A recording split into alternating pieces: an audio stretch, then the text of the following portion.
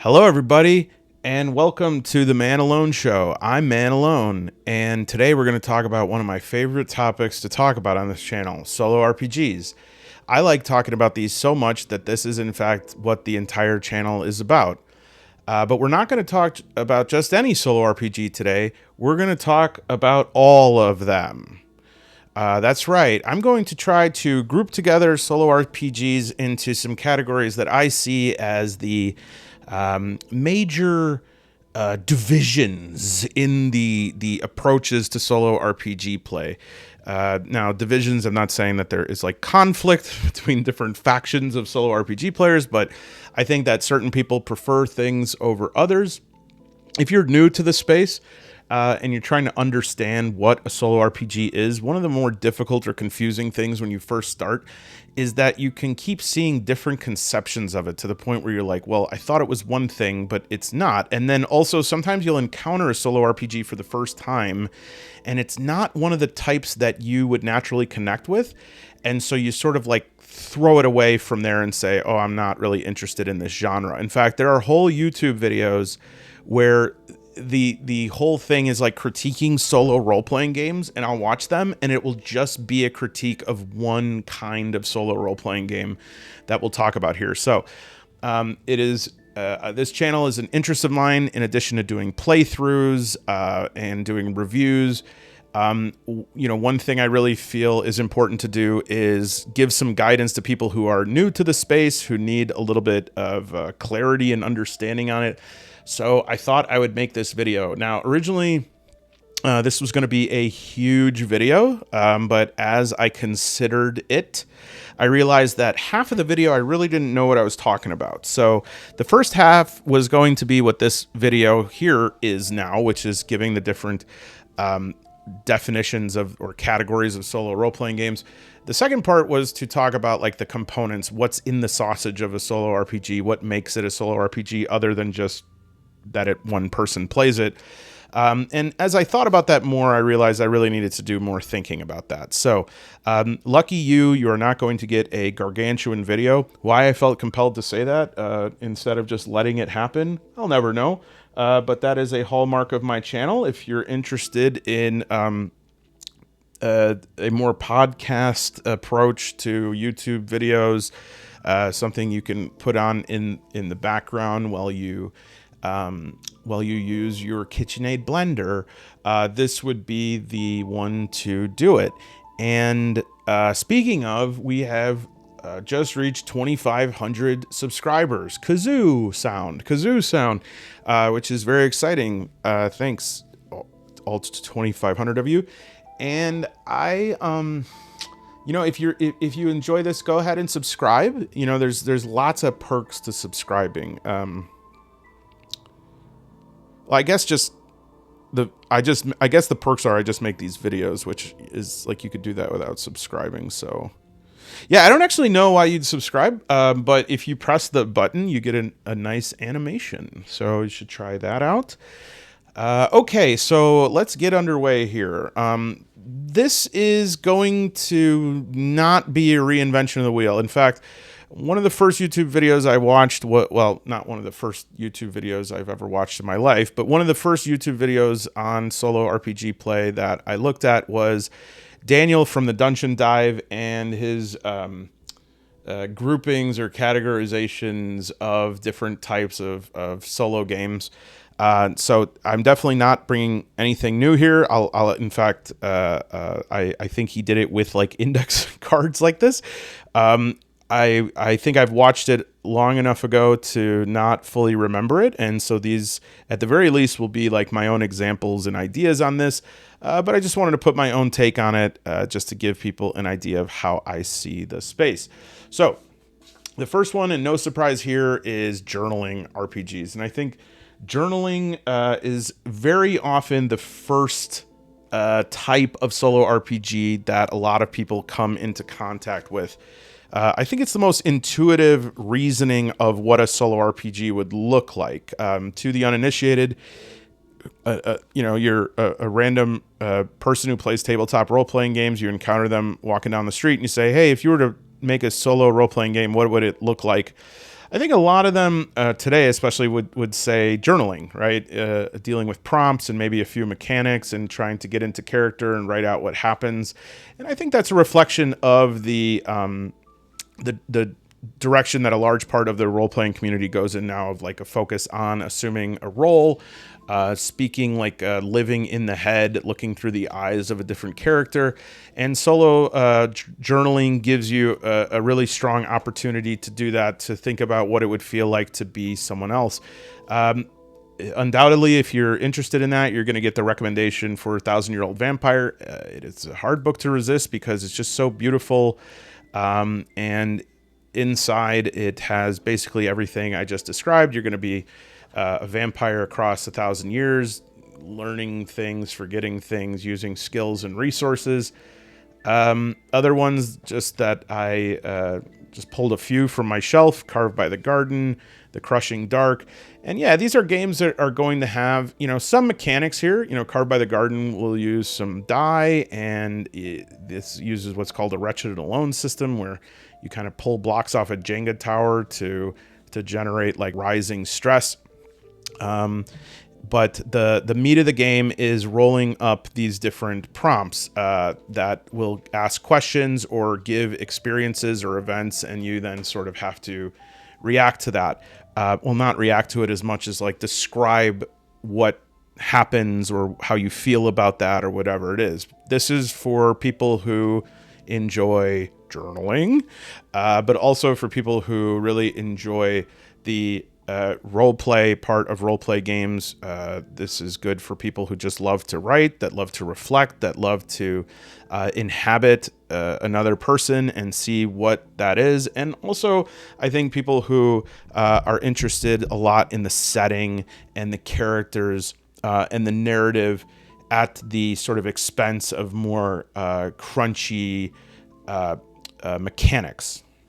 Okay, so admittedly, these are all awesome, especially the art used in these. But journaling games are generally not my jam. I've done a few of them on the channel. I don't dislike them. I enjoy playing them, but it's very rare that when I feel that itch to solo play, that I say, oh, I'm going to grab a journaling game off the shelf, because usually I just don't. That's just me. I just don't feel compelled to do that. But some people definitely do. I will say some people definitely don't. And this category is the biggest perpetrator of like being the type that is most out there. And for people who are not interested in journaling, they'll look up one of these and then look at what it is, and then they'll say, oh, I wouldn't want to play that at all. I'm not interested in journaling. I want to play a role-playing game. And then they will like dismiss solo RPGs forever, which is really unfortunate. If you're into sort of writing, reflecting, inhabiting, role-playing, these are going to be really great for you. Even if you're not, give it a try. I think it's like important to give different approaches a try. I will say that when I first started solo playing, it surprised me what actually ended up being the type that I like the most. All right, so after journaling, we have a delve, hex, or procedural solo game. This is going to be a solo game that is the classic dungeon delving approach, right? It's going to have methods for generating dungeons or overland travel or hex crawls. It's going to have definitive mechanics. It's going to have a system that is one of procedural generation using dice rolling and tables. You're going to procedurally generate the dungeon. You're going to procedurally generate the events that happen. And then your reaction to those are going to involve dice rolling and choices and sacrifices, right? That's the real game part of this game, is sort of deciding like, do you want to take this item? Do you want to leave this item behind? Do you want to, fight this monster or flee from this monster? And then, making the right choices on equipment and what you're arming yourself with and the choices you make for attacks and stuff like that. But the outcomes for procedural games are usually pretty set, right? Like there's the level of what you can confabulate and add into this game is there's a more narrow window there. Now, obviously, you're free to do whatever you want. And some of these obviously could include a journaling aspect, but most of them are focused on just like finding out what's next and then dealing with what's next and then moving on to the next thing that is based on a sort of dice roll, okay? And, well, not a sort of dice roll, a damn dice roll. I hate when I add sort of into something that's not sort of at all. If you are somebody who... I like to think of like the next category we're going to talk about is more of like if you like open world video games. This is if you like side scrollers or dungeon divers like Gauntlet, Binding of Isaac, the first Zelda. These are games that are going to have not a set path, definitely not, but there's going to be some constraints around what is possible in the game. And that's not a bad thing. In fact, that's really what a lot of people like about this is playing these games multiple times and refining, approaches, strategies, getting different items, trying different builds, stuff like that. And so if that sounds like your cup of tea, you want to try the Delve, Hex, or procedural solo games. The next one is, I would say, the one that's most in alignment with how solo gaming or RPG writ large is played today, and this is the open world RPG. Okay, and this is, this is games that are going to provide, they're going to have, they're going to have tables, they're going to have different items and NPCs and monsters, but they're going to plant seeds. Okay, they're going to give ideas. They're going to, for instance, an NPC descriptor here, right? You roll a D100 on this table, you get 4 words, and there's going to be a convergent type of thinking here. Convergent, you're going to take a lot of data, and you are going to converge on what that means. So if I were to roll like poor, primitive, ugly, slow, I would be like, okay, well, primitive, ugly, slow, that might be a troll, but are they poor? Is that still associated with trolls, like bridges? I don't know, but let's say goblin. This sounds like, well, goblin's not so slow, so maybe like an ogre, right? Whatever process it is, I've taken those ideas and I've converged on a point, right? So that's part of it, is converging. And then another part of it is diverging, right? You're going to take the lore, the truth of these books, and use that as sort of like seeds to generate the plot. And I would say that if, the theme of these books is like the water, the lore is like the fish that you're grabbing and, well, no, let's say this. The lore is the water. The theme is the way that the water tastes. And the ideas that you generate or the inputs that you get from these tables are like the fish. And then the meal that you prepare with the fish is the actual play and what becomes of that. And so that was one of the worst metaphors I've ever used, but enjoy your fish dinner. These open world games are going to do as much as possible to emulate the spontaneity, the vastness of possibility of what playing with a GM would be like. Whereas this, the GM here is basically rolling on a table of 12 choices. This is rolling on a table of hundreds of choices and then trying to figure out what those choices mean and doing some of that legwork of creation. So it's going to involve creation and perception, or witnessing what's happening while you are creating it. This one, Broken Shores by Alex T. This one, for instance, involves you having to escape a cult, right? And so the theme of this is this sort of like mad dash. You're going to have these zealots. You're going to have this world that's infused with people who are very much under the spell of these very, what we would say, dogmatic faiths or ideologies, and you just escape from them, and you're going to try to have to survive, you're going to try to have to hide, and occasionally you're going to have to try and fight. But in terms of like what is going to happen from room A to room B, that's up to you, and including if there's a room there at all. Outsiders, another one. This one is an expansion for Notorious, another open world solo game. And this is another one that I think does a really good job of demonstrating what, what the basic components are of an open world game, right? You're going to have like an introduction that gives you a background in the world you're in, a guild code to let you know like the rules of engagement for this world. And then you're going to have, based on who you're encountering, a local, a lead, an asset, you're going to have these different options for what you could do: speak, threaten, attack.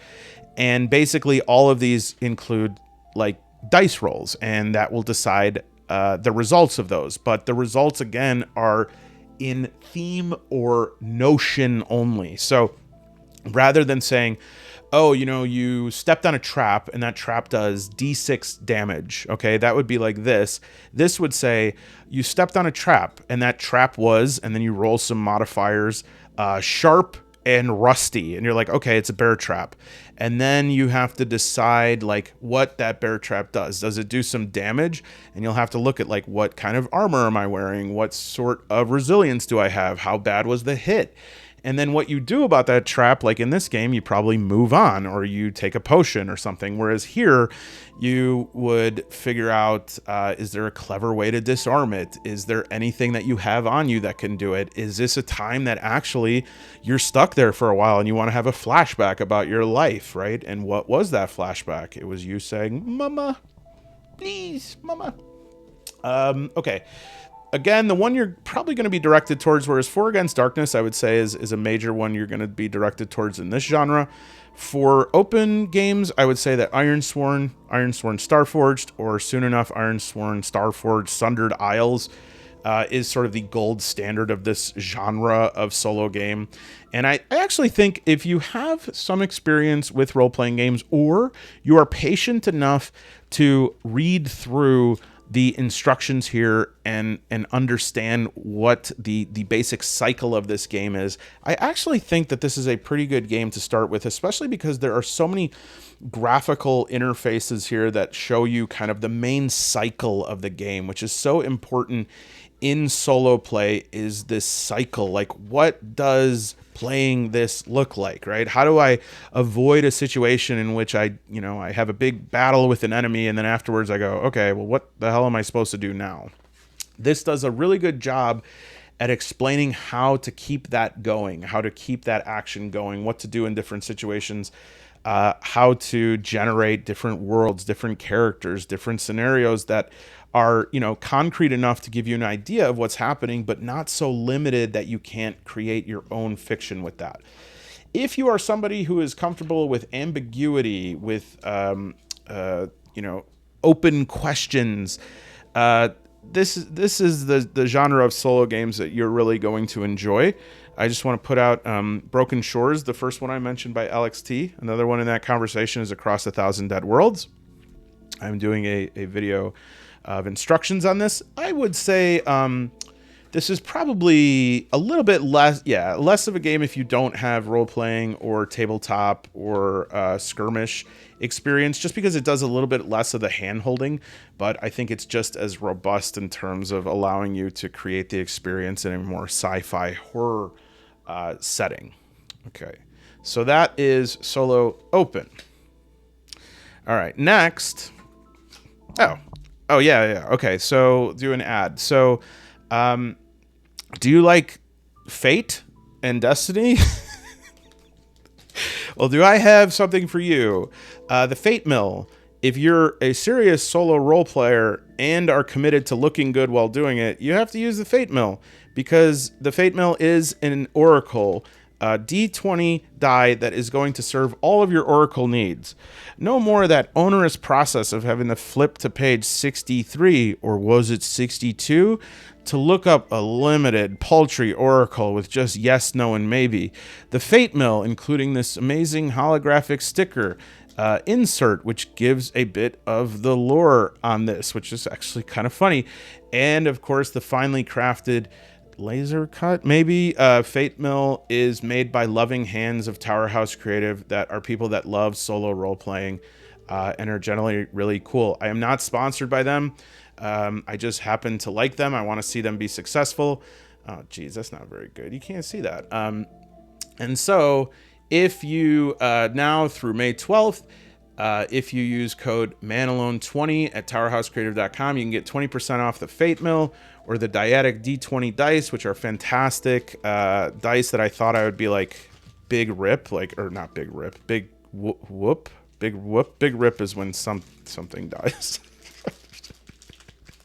Big whoop, right? The Dyadic D20. Why do I need this? Like, is it really so hard for me to like pull up a D20? Like, oh, it's so heavy. And then I started using them and ate my words because, let me take this thing off. For solo role playing, you know, you're going to have a variety of different dice that you're using, and this one can mimic them all. And it is, you know, you could use this card, but after a while, it just comes very natural in terms of you can roll a D20, a D2, a D10, a D100. And so these have quickly become, I'm not kidding, like my favorite dice. I use these all the time. I use them as often as I can. There's something very pleasing about having like a Swiss Army dice that can do lots of different things. That's available on there, and we'll talk about another product that's available on there a little bit later in the episode. Let me just turn down this music just a smidge here. Okay. So, moving on. Once I figure out where we are. All right.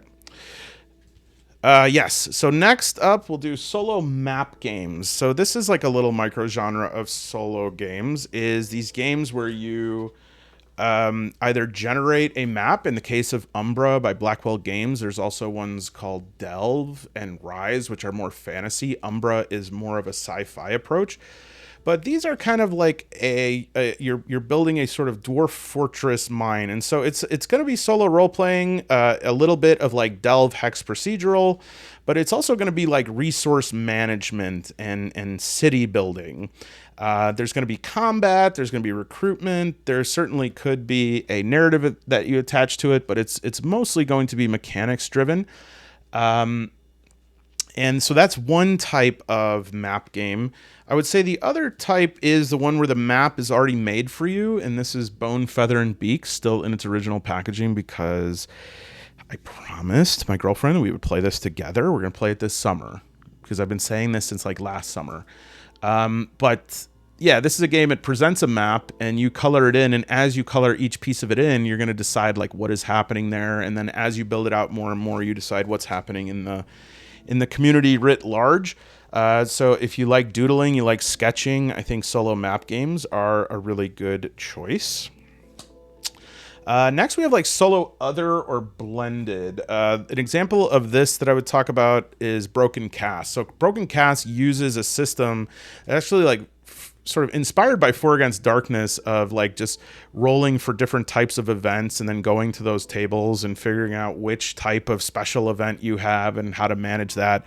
Look at what order you just got for brewing and rolling through different options and trying to successfully fulfill that order. But there is also like a focus on the narrative. There's these journaling components, and there's also like if somebody wants a drink of water, which I do right now, and I'm actually gonna just get myself one. What an extremely refreshing glass of water. I hope wherever you are, whatever you're doing, you take a moment to get some water right now.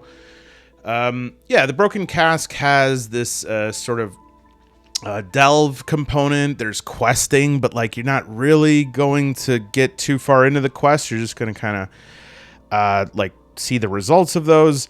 And there is a bit of a like open component to it, in that you can like make some decisions, and there's definitely about like what the world looks like that you're in. You can there's also this sort of journaling component to it. There's definitely a focus on narrative and the relationships, because that's what a game like this is about. You know, Derek Kamal made a really special game here of like focusing in on this piece of the role-playing, the classic fantasy role-playing and so it has components of a lot of different things, and I think that this is really good whenever a game like this is made, because it really pushes the genre forward. I think there's probably, if I were to put this in it's tough. If I were to put this in a category, I'd probably put it like on a delve here. But it just it's so unique, and there are other games like this. And again, I just think it's really important that we keep trying to blend different pieces of these things, find good ways to like put journaling into delves, and try to find ways to put delves into open games. Okay, the next one is a structured narrative, and of course, the best example of that is going to be Across This is Across 1,000 Dead Worlds. This is Thousand Empty Light, which is one of my favorite solo games by Alfred Valley. It runs on the Mothership system, but this is something that is going to like toe the line between game book and RPG and almost like gamified novel, maybe. It involves a sequence, right? You're going to go through these experiences. And in that sense, it's a game book where you're going to kind of go from left to right, but it's not truly like a game book because you're not like, going from page 6 to page 8 to page 43. And then there's pieces of it that you're going to just kind of play out using like a discovery system where you're just filling in like what's in the room, what's happening. And so every time you play it, the experience will be different, and it's intentionally open-ended because, you, the player, will be able to determine what's happening here. And that's what makes this like really beautiful and really different from a game book, is like you're not going to get to a page in this book that says like, congratulations, you have finally found all the 1,000 empty lights. It is an eerie, beautiful experience. I have a video reviewing this that if this at all interests you, you should check that out. But yeah, that's I would love to see more of those. I'd love to play those more often. And okay. Another ad. Jeez, this is like the most ads for someone whose channel is not even sponsored, but that's okay. I don't mind when I really love this stuff. So the second ad I want to say is that if you are still dreaming and drooling about that Fate Mill, this one could be yours, because this is provided by Tower House Creative. We have a little contest that runs now through the end of Solo Role-Playing Month, which ends on May 12th. Where in the link below, I'm having a contest called I Can Solo Anything.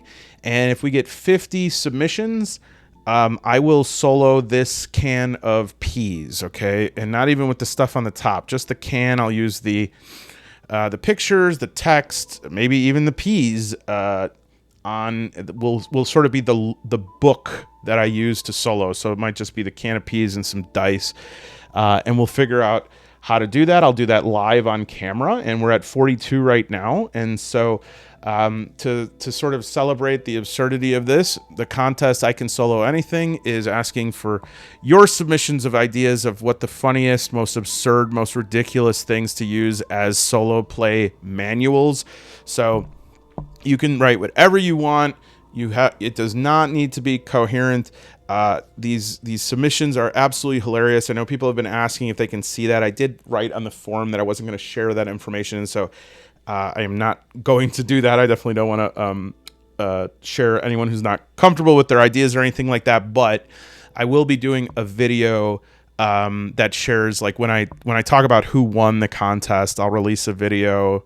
Maybe I'll make it like a red or like an Academy Awards type of event where I talk about like the nominees and then the winners. I have a panel of 3 that are going to review all the submissions and decide which ones are the top 2. The second place person in the US will get their very own Fate Mill shipped right to their door. Yes, it can be yours. And the grand prize for those living in the US, provided by generously by Tower House Creative, is this immaculately bubble wrapped Dragonbane starter set in plastic wrap, never been touched. If you've watched this channel, you know that I believe that this is the most goated starter set of all time. It's going to have an adventure book. It's going to have a player's guide. It's going to have solo rules. It's going to have cardboard standees. It's going to have a crap load of dice. It's going to have your tax return for 2025. It's going to have a diploma for every major university in Spain saying that you graduated with high honors, or honors alta. And so this could be your prize for those, again, who submitted who live in the US. I've kept it in this bubble wrap just so that it is in pristine condition for when the winner gets it. But as promised on a previous video, every time I show this, until I receive 50 entries, I will be popping one bubble of this bubble wrap each time. Okay? And that's just to say time is running out, okay? Because, you know, if I pop enough of these, it's not going to be safe. And so I very much urge you, for the sake of this, with this young man here, this Dragonbane box, that you act now and make your submission. Again, the link will be below. It's just a Google form. Those who are international, we will have something for you. Tower House Creative recently opened international shipping on their Etsy shop. You can go see for yourself. Shipping is bonkers. And we could, you know, they really want to ship internationally, but it just doesn't make sense to like spend, you know, $20, $30 on shipping this. You know, often the shipping costs more than the product itself. And certainly I'm not going to be able to do that because they sent it to me. I'm not going to be able to pay that to send it out. I'm willing to do basic shipping, but yeah. So for international, we are going to do a PDF copy of the Tower House Creative Bell Whispers. This is a system agnostic, sort of a little bit of a setting, a little bit. It's got prompts, it's got tables, it's got dungeon generators. It's an excellent thing to use with the Fate Mill. Excellent thing to use just as a thing to fill up whatever sort of setting or campaign that you have with different ideas. Some of them are really amazing, funny, just wild ideas that are out of left field.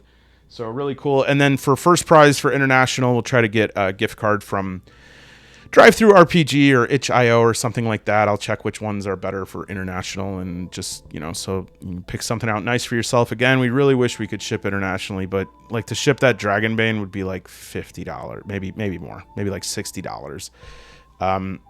Which at that point it's like we could just buy one, another one. And yeah, I unfortunately at this point, I love all 2,500 of you, but 2,500 subscribers, it's like, you know, it's like 12 cents a month. So I won't be able to have the money for shipping for another 831 years. So again, in the future, you know, if between now and May 12th, for some reason, you know, they invent a new sort of jet fuel and we're able to get it there cheap, we certainly will open it up to everyone. But for now, we have a U.S. and international. It's kind of like in the early days of WWE wrestling when there was like the World Championship and the Intercontinental Championship. It'll be like that. Okay, that was way too much. All right, moving along. All right, so, this one I like. So the other sort of solo game that I want to mention is not a solo game. And these are games that are not made as solo games, but they're so good and so useful to use for solo players that I refer to them as the solo Care Bear cousins, okay? These are games that, you know, they were not made to solo, but they're just so rich in so many of the primary components of solo games that, I almost knocked the microphone over. I don't know how to use video editing software, so I'm really sorry about your ears. All right, so Into the Odd is a good example of one. This is, you know, a fantastic game. It's not explicitly a solo game. Well, it's not a solo game. But as you begin to play more solo games, especially open world ones, you start to see like what are the ingredients that you need when you're trying to like expand a solo campaign. You're trying to build out your solo play more than what's given to you in the solo book itself. And this is what you really need here. You need maps, you need lore, you need, most importantly, tables. And in the back of this is the Oddpendium. And the Oddpendium is filled with, you know, this is three this is almost 150 different characters. This is a list of 50 different things that happen to them. What does this street look like? Is there a link to the underground? The quickest route across town? Weird creatures? Astral cults? What's beyond the darkness? And these are things that really are going to be so handy and so rich that after a while you'll start to realize that if you have like a good set of like the pieces, the building blocks of a solo game, you can almost just add like an oracle. You can add some like combat mechanics from another game, and you could just turn almost anything into a solo game. So that's a good example of it. Two, oh, I forgot. Here's another open world game that I forgot to put.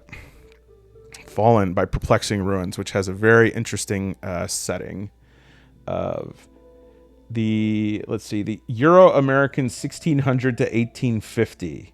The clash of superstition and knowledge. That is such an awesome setting. I actually thought of an awesome setting for an RPG that like has not been used. Oh, should I say this?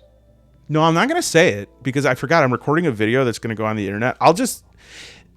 If I decide I don't want to do anything with it, I'll say it. Whoa, now I have to say it, right? Because now I said it and it's going to feel so... All right, I was thinking about an RPG set in like Oklahoma during the Dust Bowl. Actually, I don't even know if that's a good idea. Well, anyways. All right, so these are two of the like official, along with icon. I always think it says I know, but icon. And did you know that my girlfriend, I can't do this. My little dice box here has my name on it. Look at that. That's what I look at when I'm doing the videos. My girlfriend got it for me. My girlfriend got it for me. Okay. So these are Heretic and Feretory, which are two resources that are like the official, as of this date, the official supplements, along with Icon, for Mörk Börg. And again, not solo games. There's a fantastic solo system called Solitary Defilement that is actually back in print. I just bought it last night. I can't stop. But again, this has so many good, like, this is what's in the sausage of a solo game. All of this stuff here, you know, tables, lore, background, weapons, events, right? Events are so important to roll up. Just having like what happens next? What's something that is going to like change this setting and is going to, cause, you need something to be changing all the time. And as well, what this game carries, Mörk Börg, is a very strong, doom metal apocalyptic theme. People have different views about it. That's fine in terms of, style and substance.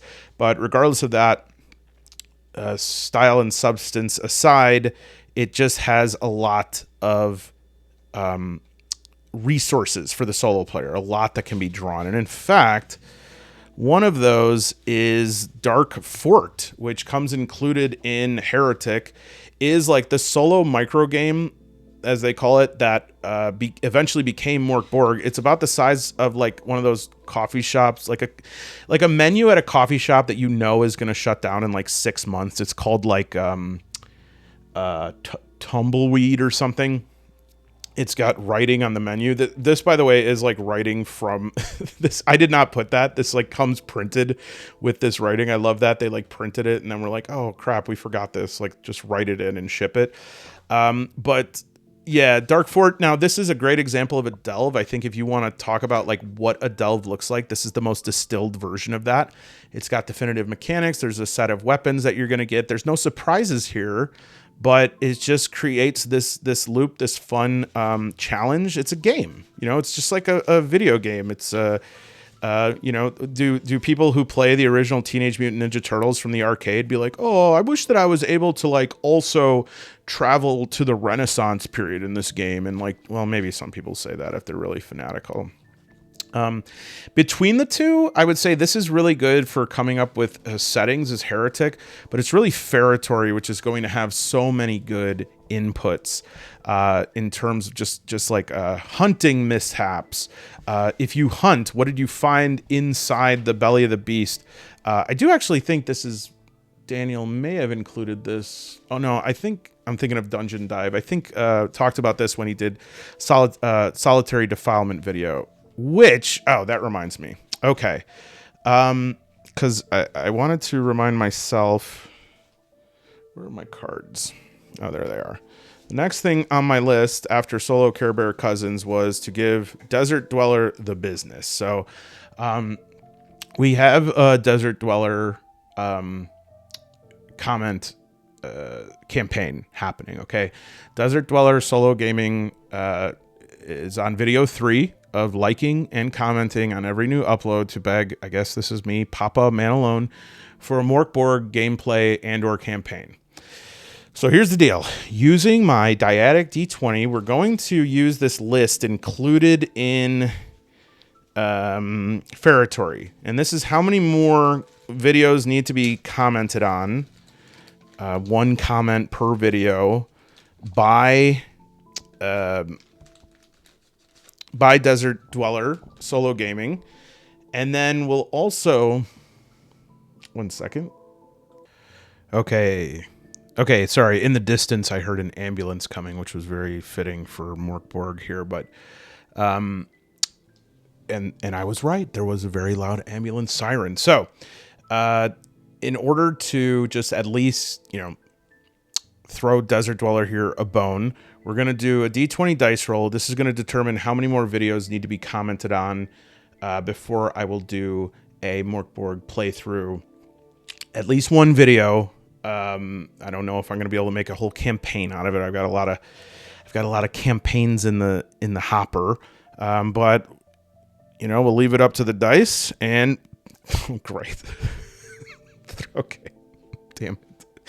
All right. Well, 3 more videos. And if you stay committed and you keep your comment strike going, then I will do a Mörk Börg playthrough with Solitary Defilement. And I thought we could also use the dyadic D20 here with the black die as the 10s and red as 1s. And we'll see what the name of that campaign is going to be in advance. 30. We have... that campaign will be called Arrow Stuck in Shield. Arrow Stuck in Shield. That's, we'll see. I mean, don't get too excited about it because I don't know how serious Desert Dweller Solo Gaming is about this. I think that, we'll see if they... Because persistence is the name of the game here. It's easy enough to do the first 3 videos, but if you can last the other 3, then I guess that's the kind of commitment I'll reward. All right. Do I have anything else, or was that the end of it? Oh, yeah, settings. Here's another good one I just want to mention. I mentioned Bell Whispers before is not necessarily a setting, but these sort of system agnostic books that you might see sometimes called just settings. If you're new to role-playing, these can be really confusing where you're like, is this a game? Is this a campaign module?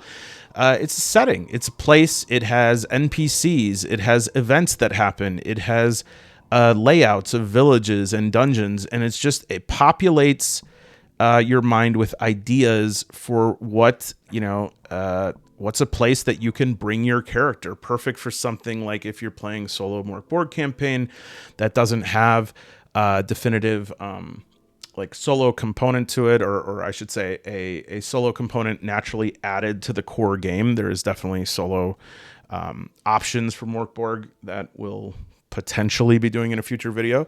But it's like, if you need a setting and you don't want to have to like roll up every single aspect of every person in town, you could use these setting books to fill in those ideas. And again, I think that Bell Whispers is really good for this because not only does it have these like D100 tables with a lot of great ideas with them in terms of notable character features, curiosities, stuff like that, it also is going to have paths, rooms, features of the rooms, what season it's in, what dungeon it's in, narrative inspiration. And it also has this like these adventure starters that you could roll d20 for, just to like kick off a new adventure. And so if you're looking to expand a current solo game that you're playing and you've kind of run out of the terrain that is available in the book, perfect for something more stripped down like Perplexing Ruins Fallen, this is an amazing book. And it says everything it needs to say in about 40 pages, right? And so as you're playing through this, you might say at a certain point, I kind of want to explore some new places here. I want to explore some new monsters and have some new challenges. You could use a setting game for that. And then I guess the final thing I'm going to mention, I didn't know this would be a such a Mörk Börg heavy video.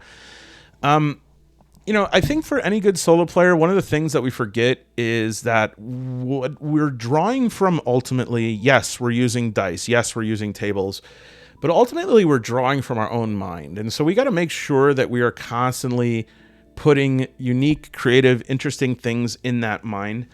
And one of the things that I think really helps with that is reading.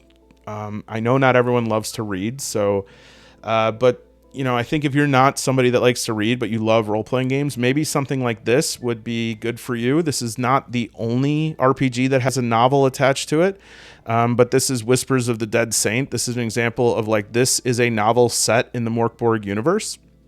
And so it's got pretty big type, pretty fast, breezy, intense, very Mörk Börg read. It's quite good. I enjoyed it a lot.